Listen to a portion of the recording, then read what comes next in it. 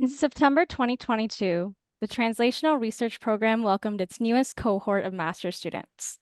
On this day, I met Mouzhan. We talked about our hobbies and our passions, how nervous we were to start this new chapter of our lives, but we also talked about our interest in mental health research. For me, that stemmed from my own lived experiences with the mental health system and my time working as a mood disorder research assistant. For Mouzhan, it was lived experiences, but also her time working at the Geneva Center for Autism, where she saw firsthand how autism and mental health intersect. Shortly after this day, Mouzhan and I started working together in a knowledge translation course, which is when we met Alena. Having an autistic brother who has been through his own mental health journey, Alena shared our passion for mental health and autism research. Together, we started exploring how we could improve the accessibility of mental health services for autistic people, building connections with organizations in the community and our networks, and presenting those initial findings. It was around here that Katie, another TRP student, reached out to us. As a social worker and a caregiver to her cousin with developmental disabilities, Katie was also eager to join. It was these lived experiences with mental health and autism, our personal and professional ties to the field, and our diverse skill sets that brought us together for this project to make an impact. Hello, everyone, and welcome to our capstone presentation. Thank you so much for joining us, and we are here to present the Meaningfully Empowering the Neurodiverse Initiative, helping autistic adults in the Greater Toronto Area express their mental health needs. Like I just said, this project has really been 2 years in the making for us, and we're really excited to finally be able to share this work with you.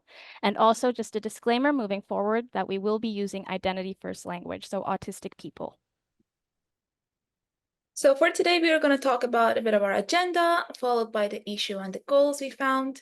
Then we'll jump into our methods, the key findings we had, both before and after co-designing our toolkit, and wrap it up with our impact and next steps. But before we jump into all that, in case you don't know, TRP or Translational Research Program, in this program, we are trained to be the bridge between the discovery science and patient care. In our second year, we do a capstone project on a specific population's health need. We then work with that population to address the need we identified together. And if you haven't guessed it already, the population we choose are the autistic adults. But what is autism? Autism is a neurodevelopmental condition, and based on DSM-5, is characterized by having repetitive behaviors, routines, difficulties with social interactions, and verbal and nonverbal communication. Based on the latest statistics, 1 in 50 Canadian children between the age of 1 to 17 have official diagnosis. So one of the first things we did for this project was to do a literature review. And we found out that in the mental health area, autistic people have higher rates of mental health challenges compared to the general population, including high rates of depression, anxiety, and suicide.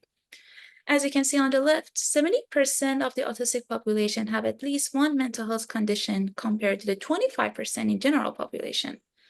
And based on the 2017 Canadian Survey on Disability, 84% of the autistic population above the age of 15 and above the age of 15 rated their mental health worse than very good, compared to 34% in the general population. So seeing those statistics, we reach out to autistic adults and other relevant stakeholders through informal, semi-structured interviews.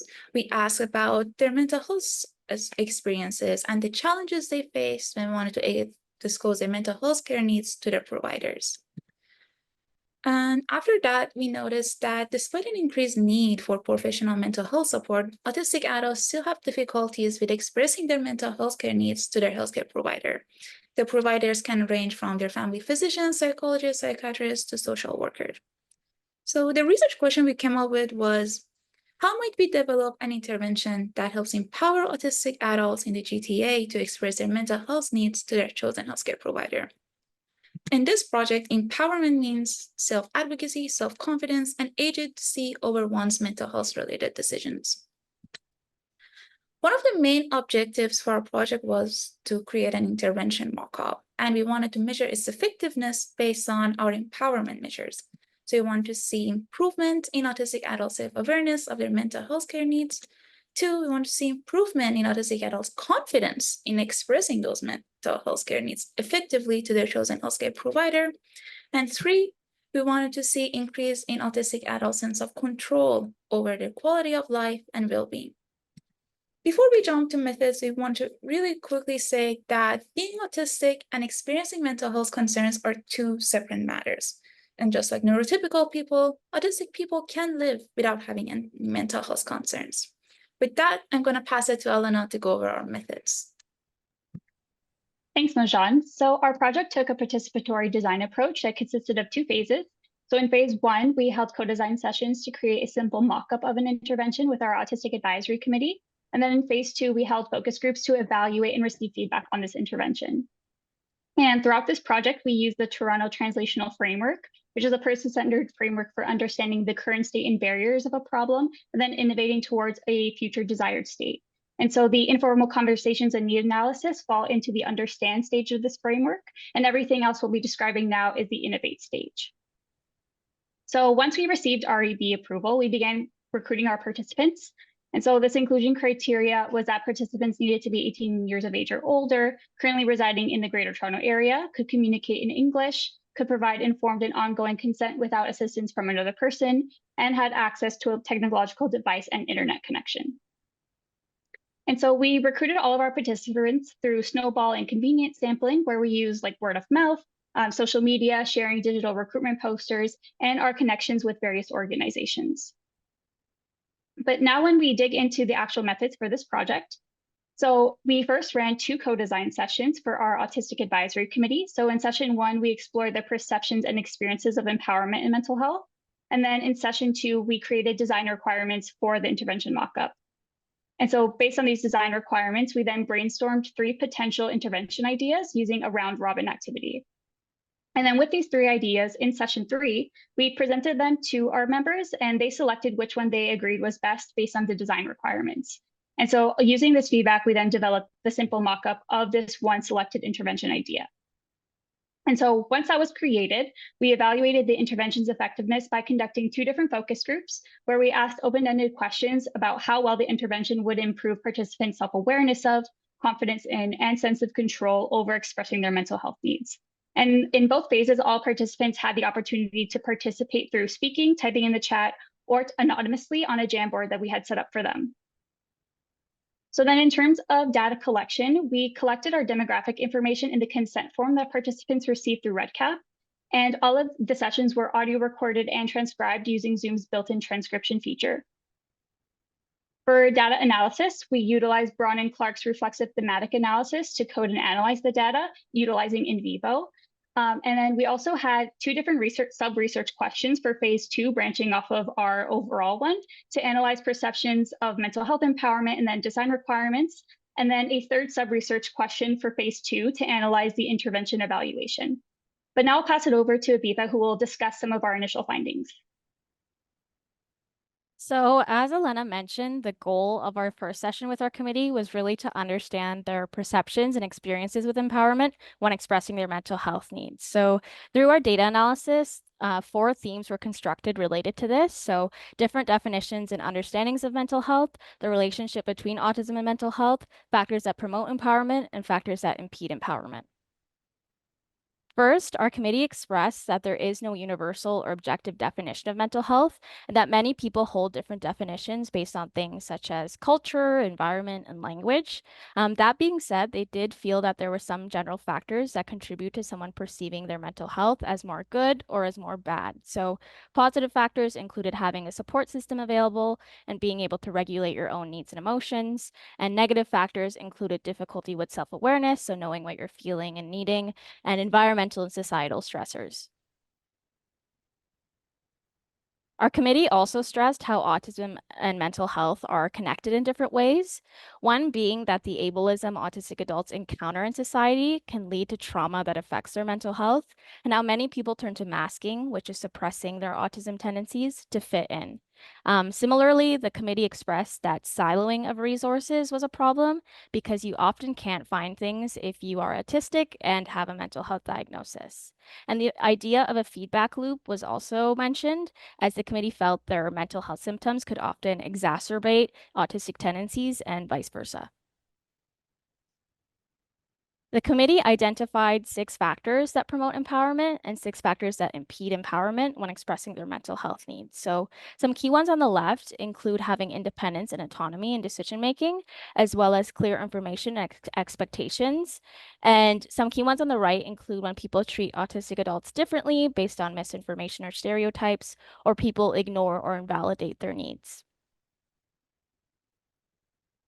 The goals of session 2 and 3 with the committee were to identify design requirements for an intervention that would help empower autistic adults to express their mental health needs to healthcare providers. And the 3 overarching themes we found corresponded with the human-centered design thinking concepts of desirability, feasibility, and viability. So desirability refers to features or characteristics that would make autistic adults want to use the intervention. So these included an accessible user interface and content specific to autistic adults, a Canadian and GTA context, and that captures the diversity of autism instead of overgeneralizing what the population needs. Interestingly, though, one committee member actually recommended avoiding habit-forming features as a default in the intervention. So that includes things like algorithms or automatic notifications, as that can lead to users feeling forced to interact with the intervention rather than being able to use it at their own leisure. So that kind of aligns with session 1 findings that autistic adults feel empowered when they have independence or autonomy in their decision making. Feasibility refers to features or characteristics that make the intervention feasible for the team to make and feasible for the end user to use. So key points here, our committee felt that they're often redirected to resources without being taught how to use them. So tutorials are really important, and that people are often excluded from resources if they have no official diagnosis. So foregoing that. And lastly, viability refers to features or characteristics for how the intervention can succeed long term. So here, our committee members really emphasize the value of partnerships and how that's determined by the community's trust. So picking organizations related to autism and mental health is the best option. So after we came up with the design requirements, we internally had a brainstorming session to come up with 3 ideas to pitch to the committee. So those included a free autistic-led peer advocacy program through which autistic adults would be paired with autistic peer mentors to learn how to navigate the mental health system and communicate their needs. An online resource toolkit that would serve as a one-stop shop for adult-specific autism and mental health resources in the GTA, including things like worksheets and instructional guides, and an online module that would give autistic adults comprehensive resources and info on how to express their thoughts, feelings, and mental health needs. In session 3, we asked what the committee liked, didn't like, and thought was missing from each idea. And then at the end, we asked them to rank their ideas and explain the rationale. The committee reached a consensus that the online resource toolkit would be the best option based on factors such as the feasibility to prototype and implement given the scope of the project, the ability to account for autistic diversity with different resources, minimizing ethical issues like liability concerns and privacy, and promoting autonomy once again. And despite this consensus, the AC did suggest integrating elements from the other 2 ideas into the idea here. So, for example, they wanted us to incorporate the social or peer element of the advocacy program into the resource toolkit through the addition of a form moderated by autistic adults. So now we'll give just a brief overview of this resource toolkit that we created on Canva, but it's meant to simulate what the website would look like. And so this would be the top of the homepage with the various accessibility features that'll be consistently be at the top. And then when you scroll down, these are the different resource categories that people can access. And additionally, if you hover over with your cursor over any of these categories, a brief description of each would appear so you kind of know what you can expect. And so next, this is an example of what one of those resource categories would look like when you click on it. So you can navigate to see the main topics, the subtopics, and then the individual articles and resources for that category. And then we have the social forum section of the toolkit. So this is where people can communicate with others about any of the topics on the left-hand side and general things. And users would also be able to see the individual discussion threads and comments. And so as part of our deliverables, we created a video walkthrough that goes more in depth about the features and content present on the website. But now I'll pass it over to Katie, who will go through the results of our focus groups when we shared this toolkit mockup with our participants.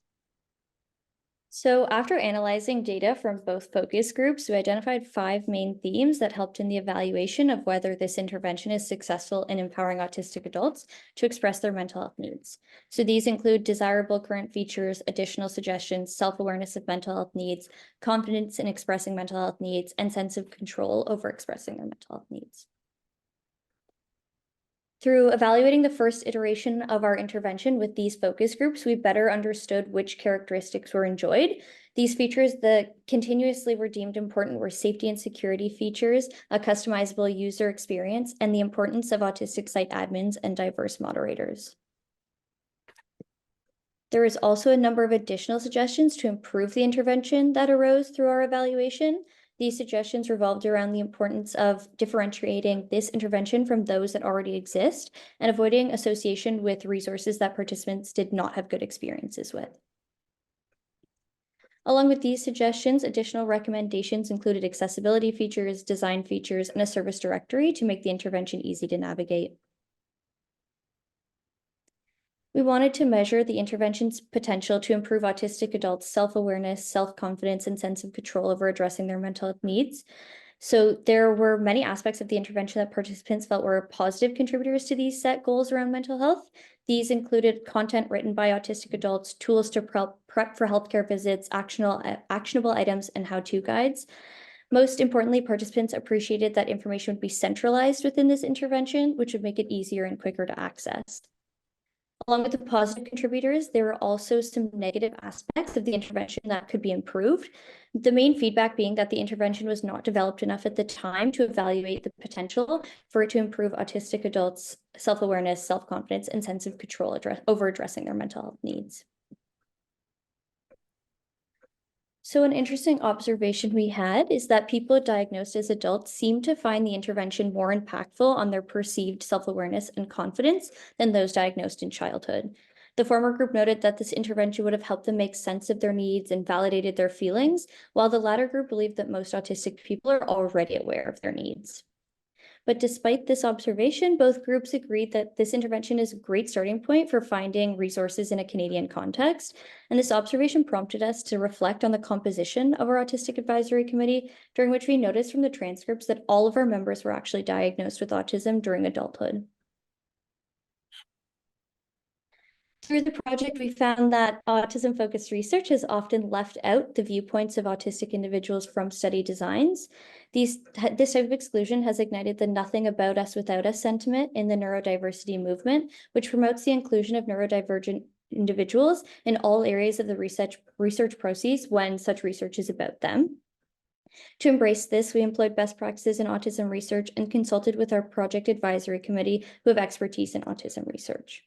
This project and intervention are meaningful and impactful for a group of people who have been spoken for and over for far too long, so it was really important to us to do this work in a way that emphasized and put forth their voices and experiences.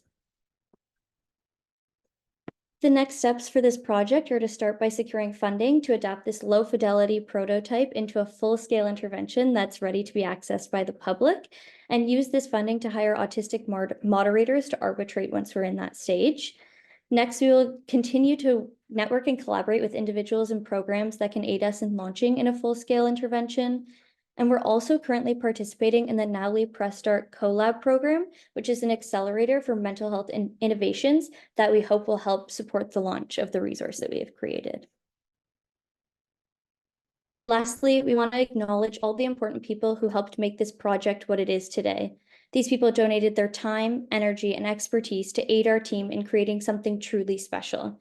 We'd like to thank our supervisors, Dr. Joseph Fehrenbach and Dr. Abitha Marcon, for their continuing leadership and support over the past 2 years. We would also like to thank our PAC committee, Dr. Joanna Lake, Dr. Mackenzie Salt, and Dr. Tim Ross for their guidance and expertise over the duration of this project. Next, we would like to thank Dr. Chris Klinger and Dr. Raza Mirza for their help in the starting of this project and adopting it to the model that it is now. Lastly, but most importantly, we would like to thank our Autistic Advisory Committee for co-designing this intervention with us, as well as our focus group participants for teaching us more than we ever expected from their personal experiences and perspectives. We would not have been able to do any of this work without all of you. Thank you again so much, and thank you for coming to our defense.